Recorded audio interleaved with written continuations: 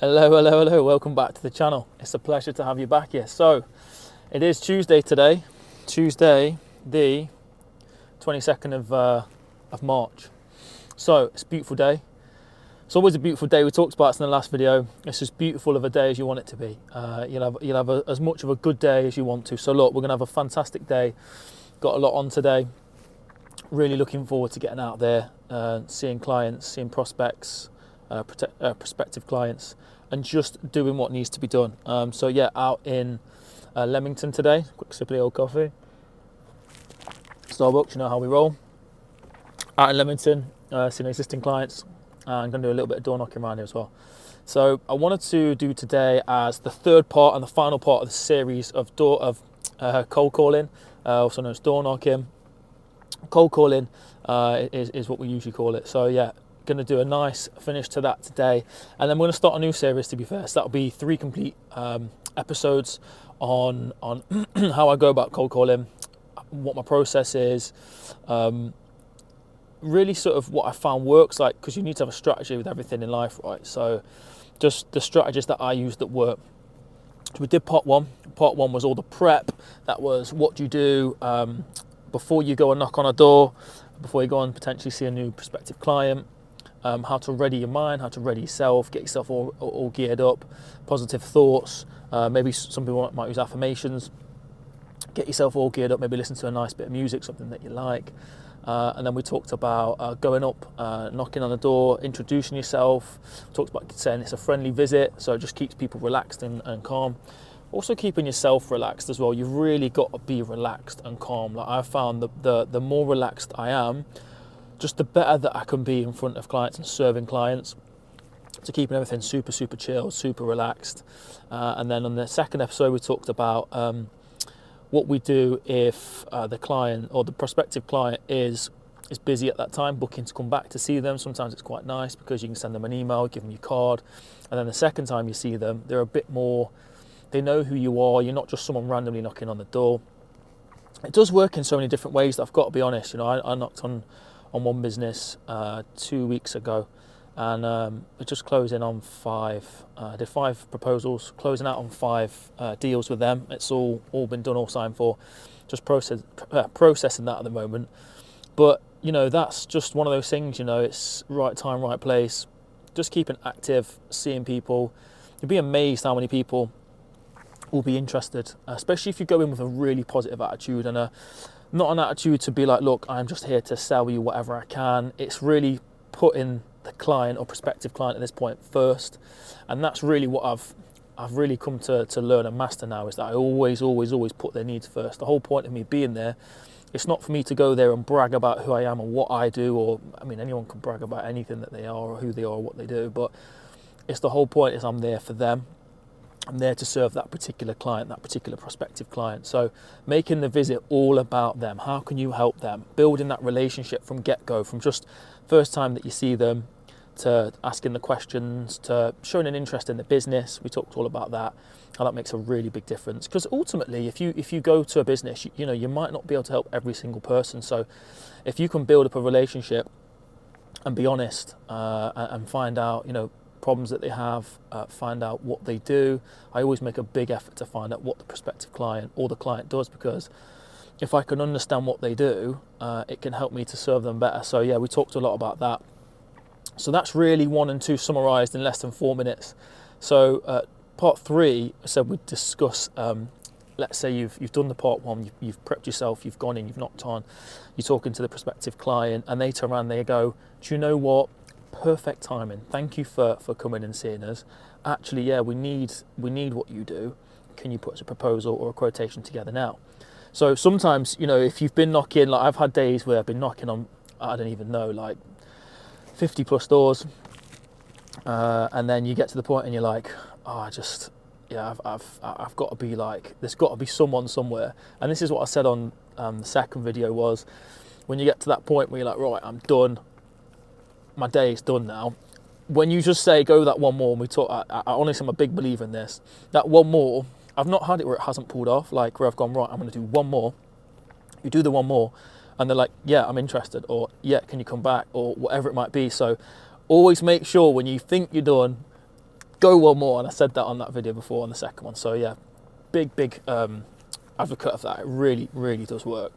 So yeah, so you've gone in and they've gone, yeah, brilliant, can you come round and you know, can you quote for it today? Yeah. And you go, yeah. Just keep it super chill as well, because I've found, like, I've seen people before with like, oh yeah, and just be relaxed again with this, because, you know, just expect that unexpected, anything can happen. You know, like, you could knock on any door and they could potentially be your number one client, or they could be that client that, you know, is your favourite client, whoever it might be, ultimately. So yeah, just be ready for anything and be ready to quote them then, but don't necessarily expect that you're going to quote every single one there and then, depending on what it is you do products and service wise. So but yeah, just be ready for anything, be prepped and expect the unexpected. So yeah, go in there and do what you got to do. It depends on what industry you're in. So for me, I know exactly what I've got to do. I used to do this. I used to install all the equipment that I sell when I was on the tools. So I can walk into a place, just again from volume, from knowing the systems, from being in the industry for a while, I can see and spot opportunities very quickly. But that all is off the back of asking all the questions. So the sorts of questions I would ask the prospective client at that particular time would be, you know, what do you guys do for business? How is business? How's business been through COVID? X, Y, and Z. So for me, I look for the opportunities of what I do, which is a lot of the time security, and then sometimes fire access and cameras, all that sort of good stuff. So I look at opportunities for that. Have they got existing suppliers? Are the existing suppliers meeting their needs? Have they had problems when they call upon the supplier and they need help? Do they respond straight away? All that sort of stuff I'm asking, I'm looking, I'm checking, I'm seeing the devices, they're seeing the systems, talking to the client. Do you understand your system? Do you understand what that does? Do you understand X, Y, and Z? You know, if they've got a good system in place already, I'll tell them straight up, you've got a really good system. Honestly, you don't need to replace it, but what I would advise is you have this area, and this area that you could add to it. Again, it's just advice, but just keeping it super chill, like that works for me. There is times, don't get me wrong, where some people do need things, and they're, you know, you need to kind of show them why, because they're not. You might mention it, and they don't seem to think about it. So you just got to try and help them to think about it and show them why they may need that. Again, depending on what it is that you do. So I do the walk around for mine. So I go around, look at all the systems, ask all the questions, and yeah, just really show a big interest into what they do, and see if you've got the, you know, you want to make sure, we talked about the gatekeeper before, we talked about the decision maker. You want to make sure you're talking to the right person, which we'd already done because we'd already decided that, or we'd already discussed that. And if you can bring anyone else in and bring them down, because sometimes you'll have it where you might have the main person and yes, they make the final decision, but then there is other people that are involved in the decision making that they will go to. So if you can bring them in on that first visit, because bear in mind you've just walked in cold, you need to try and kindly, like with no pressure, try and get these people, get in front of these people. And normally for me on the walk around, if I can't, you know, if I ask the questions or they're busy, normally on a walk around, I can generally at some point get to see that person or see who they are, and again ask those questions. I'll do a video actually on qualifying questions, because there is quite a lot to it, and there's particular questions that I use that help me to get to where I need to be and help serve the client. So I will do another video on that, because it's quite a big part of it actually. Questioning is the biggest part, especially when you're a consultant, sales, business development. Questioning really is the key. So I'll do another video on that. So yeah, so you go around, you do what you need to do, asking all the questions, and then always do the lockdown. And what the lockdown is, not the actual COVID lockdown, like I'm not going to lock you in your house or lock you in the business's premises, but you always need to come back and set a date and a time that you're going to meet again to discuss how you proceed, whether that's go ahead or not, because if you don't do that, you leave it open. So always make sure you do the lockdown, so you know where you stand, they know where they stand. You know, you're going to go away, whether you might be able to quote on that day, even let's just say you quote it there and then, because I can do that in some scenarios. If I quote it there and then, I'd say to the client, look, is it, or the prospective client, is this super urgent? If it is, I can quote it here now, and if you're happy with it, we can proceed today. Or if you need, you know, if you need to go to someone else, you need to bring other people in, look, we can go sit with them now, we can run through it. So it's not doing it in a pushy way, but it's doing it so that if it is urgent, you're showing them that you want to get it done for them and with them quickly, and using that really, because if you were just to be like, right, let's do it now, you know, and pushing it, they're not gonna go with it. But if they've got an urgency, and they've told you you've got an urgency because you've asked, then you need to meet that urgency. So if they've told you, Mr. Client, yeah, you've got an urgency, you've told me that's the case, look, no problem, I'm here to help you with that. So I can quote you now, we can run through this, providing the price is correct, you're happy with the product, you're happy with the service, would you be okay to proceed? Or a question that I actually ask for one of the closing questions is, would you be opposed to proceeding with this? And most of the time, if it's something they need urgently, and you've shown them who you are, you've found their problems, you've found that you can resolve their problems, and you put that in front of them, they're not normally going to say no. But again, it depends on what it is that you do, because then there's different layers, there's different levels to this. So for me, that's how I would proposition that. Or if they're like, do you know what, yeah, we'd like a bit of time to digest over the weekend or whatever it might be, yeah, no problem at all, look, I'm going to be back in the area on this day at this time, can we get it booked in? Just, you know, and if they say no problem, just try and find out, like in a kind way. I normally give 2 options or 3 really. I'll say, right, I'm going to be back here on Tuesday, Thursday and Friday at this time. Which one suits you best? Because if you go, oh, well, I'll give you a call to book it in, they get busy, you get busy, it gets lost in translation. So always make sure you lock in a date. And again, go into a bit more of that in another video, a bit more in detail on the lockdown, because I'll always make sure, give them a couple of options, Tuesday, Thursday, Friday, oh, this time, right, I've got my calendar, I'm clear, that time, which one suits you best, and I'll put it in now. And at least then, you know, you can say, look, we can come back, we can run through everything, you've had time to digest, we can go through it all. If you're happy with it, then we can proceed. If you want to make amendments, that's fine, we can amend the proposals. Or if, you know what, for whatever reason, you don't need it anymore, then no problem at all. At least we all know where we stand. I know whether I've got to get guys my end to start the processing and start then getting guys out to come and fit the equipment, service it, etc.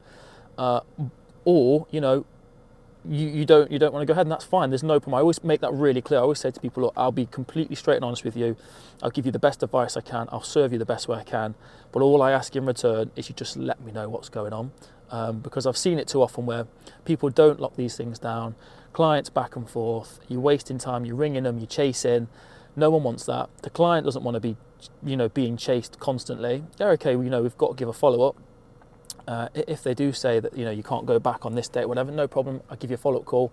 At least if you've locked in either going back to site to do the presentation or the run-through or whatever, you know, whether you've got to make amendments or confirming everything with all the right people, you do that. Or if not, you lock in a follow-up call and say, right, okay, no problem, appreciate you're busy this week, but can I, you know, look, follow-up call on this day, Wednesday at 10 a.m, I'll call you, and we can run through it then. And then after that, we can then decide, because some people don't want to, some people struggle to say no in person, they would like to do it on the phone. So some people struggle to say yes in person as well. So it depends who you're dealing with. Obviously, you need to assess who you're working with.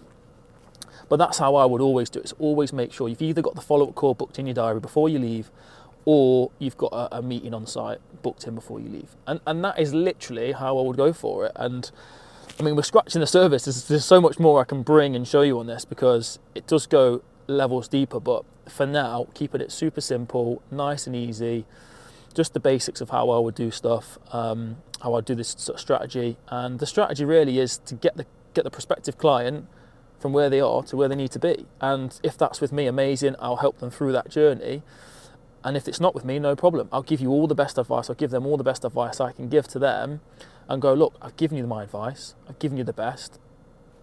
It's up to you now. Obviously, you know, you can only do your best. But I just don't think that sales should be a pushy, should be a forceful, should be a prospective client feeling fear, feeling, oh my goodness. No one needs to feel like that, because you know, you can get like buyer's remorse and such, and like where someone feels pressured, they buy it, then they don't want it, and then you'd just rather not have any of the drama. Keep it nice and sweet. So look, that's the close out of part 3 of cold calling. I hope this has been some value to you. Again, this is all just scratching the surface. I want to just bring a mini series together so that I can just give you an idea of how I do it, and hopefully you can pick something out of this and go, brilliant, you know, Sam said one thing, he said this one thing and it stuck in my mind, and you've gone away and it's helped you close a deal, it's helped you serve a client, whatever it might be. So that is my goal for this, really, is just to provide as much info as I can within the time and just give you little nuggets that you can use, practical things that you can use. You can go away and you can use, and again, you can use this in your personal life. You know, you can use this for dates. If you're wanting to take a girl out, wanting to take a boy out, you know, a partner, who, whatever it is, you can use this all the time. And again, there's other things we can talk about with that.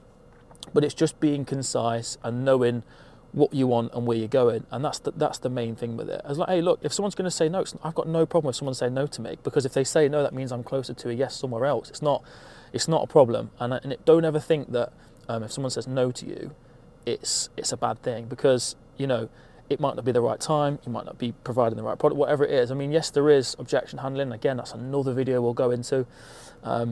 So don't ever think no is a bad thing, because it's always a lesson. It's always something you can take on board.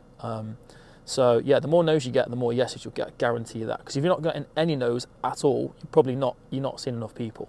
But again, more lessons to come, guys. Thank you so much for watching. I really, really appreciate it. Any comments? I'd love to hear what your thoughts are. If anything else you can add.